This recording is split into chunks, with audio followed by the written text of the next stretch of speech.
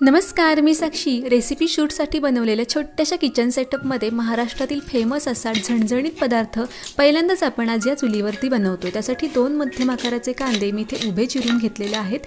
भिडाचा तवा आहे तो चुलीवरती ठेवलेला आहे आणि तवा तापला की त्यामध्ये उभे चिरलेले कांदे आहेत त्या ह्या तव्यावरती टाकून घ्यायचे आहेत आणि पळीने अगदी चमचाभर असं तेल आपण या कांद्याभोवती सोडून घ्यायचं आहे। कांदा गुलाबी झाला ना की यामध्ये 5-6 लसूणाच्या पाकळ्या, अर्धट पिकलेला टोमॅटो चिरून घालायचा आहे। गुलाबी रंगापर्यंत थोडासा लालसर होईपर्यंत हा कांदा आपण परतून घ्यायचा आहे। लगेचच यामध्ये 1 वाटी खोबरं, सुकं खोबरं खोवून किसून यामध्ये घालायचं आहे आणि छान असं परतून घ्यायचं आहे। असं केल्याने आहे ना बरीचशी भांडी पडत नाहीत आणि वेगवेगळं खोबरं कांदा असं आपल्याला भाजावंही लागत नाही। शिवाय हे वाटण उत्तम छान बनतं।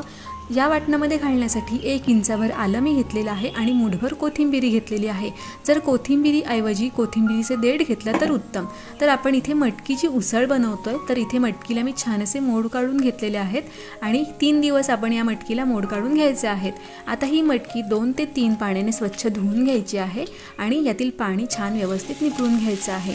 आता लगेच तिथे बघा कांदा मी सतत ढवळते, कांदा खोबरं आणि कांद्याचा असा ब्राऊन कलर आला पाहिजे। असं छान कांदा खोबऱ्याचा ब्राऊन कलर आला की आपलं हे जे वाटण आहे ना ते उत्तम आणि छान चविष्ट बनतं आणि त्यामुळे कोणतीही उसळ मिसळ भाजी बनवली तरी तीही छानच बनते। आता हे लगेचच आपण उतरून घ्यायचं आहे तवा आणि तवा गरम असल्यामुळे तळाशी बराच काळ गरम राहतो आणि तळाशी हे मिश्रण करपू नये म्हणून मी सतत ढवळते। तर तुम्ही हे मिश्रण एका पसरट प्लेटमध्ये काढून सुद्धा घेऊ शकता। आता चुलीवरती कढई ठेवते म्हणून राखेचीच याला मी लेवण देऊन घेते। तर आमच्याकडे या कढईला लेवण देऊन घेणे असं म्हणतात, तुमच्याकडे काय म्हणतात मला कमेंटमध्ये नक्की सांगा। तर आता इथे मी चांगला विस्तव केलेला आहे। साधारण पळीभर मी तेल घातलेलं आहे, म्हणजे 1 टेबलस्पून इतकं आणि तेल चांगलं तापलं की यामध्ये मटकी अशीच निथळून घालायची आहे आणि यामध्ये लगेच ढवळून घ्यायची आहे मटकी आपल्याला आणि यामध्ये पाव चमचाभर किंवा अर्धा चमचाभर मीठ घालायचं आहे आणि पाव चमचा हळद घालायची आहे आणि व्यवस्थित असं परतायचं आहे।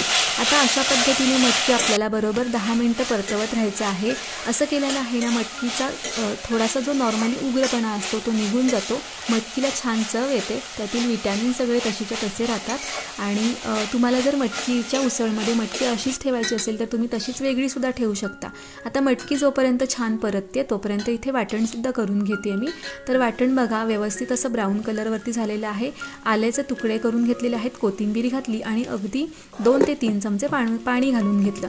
जर तुम्हाला हे वाटण 1 महिनाभरासाठी टिकवायचं असेल तर या वाटणामध्ये पाणी घालायचं नाही आहे आणि या वाटणापासून चवळी, चणा, काळा वाटाणा, पावटा सगळ्या प्रकारच्या उसळी तुम्ही बनवू शकता आणि हे वाटण आहे ना मीठ टाकून किंवा मसाल्यात परतून तुम्ही महिनाभर फ्रीजमध्ये आरामात ठेवू शकता, अजिबात चव बदलत नाही।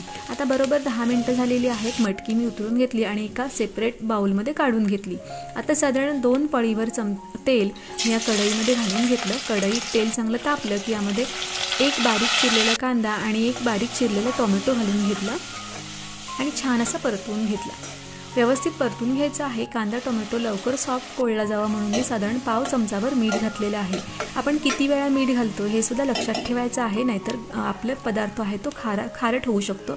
आता मसाले बघा मी कोणते कोणते घेतलेत। घरचं लाल तिखट घेतलेलं आहे, ज्याला मालवणी मसाला सुद्धा म्हटलं जातं। कांदा लसूण मसाला घेतलेला आहे, 1 चमचा काश्मीरी लाल मिरच पावडर घेतलेली आहे, मिसळ मसाला सुद्धा घेतलेला आहे, घरचा गरम मसाला आणि अर्धा चमचा हळद घेतलेली आहे।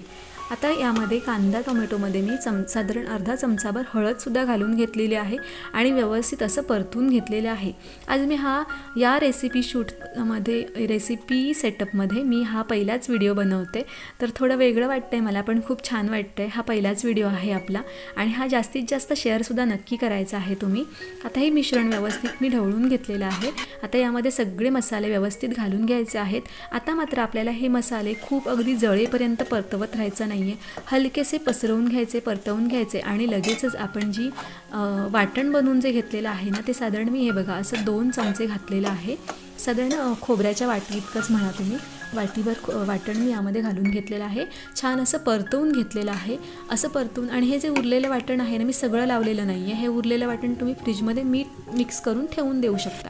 आणि आता या परतवलेल्या वाटणामध्ये आहे ना, आपल्याला शक्यतो गरम पाणीच घालायचं आहे, याने आपल्या मिसळला छान कट येतो। म्हणून शक्यतो कोणत्याही भाजीमध्ये ना पाणी घालताना गरम पाणीच घालायचं आहे। लगेचच मी परतून घेतलेली मटकीसुद्धा घालून घेतली।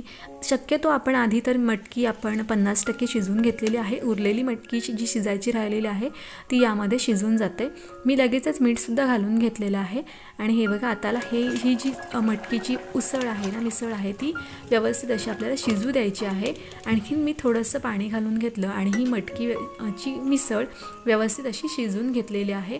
आता तुम्ही बघू शकता याचा कलर, याचा टेक्स्चर पूर्ण बदललेला आहे, खूप भन्नाट अशी दिसते आणि तेवढीच टेस्टीसुद्धा बनलेली होती। आता बघा, मी इथे तुम्हाला मटकी शिजले की नाही ते दाखवते।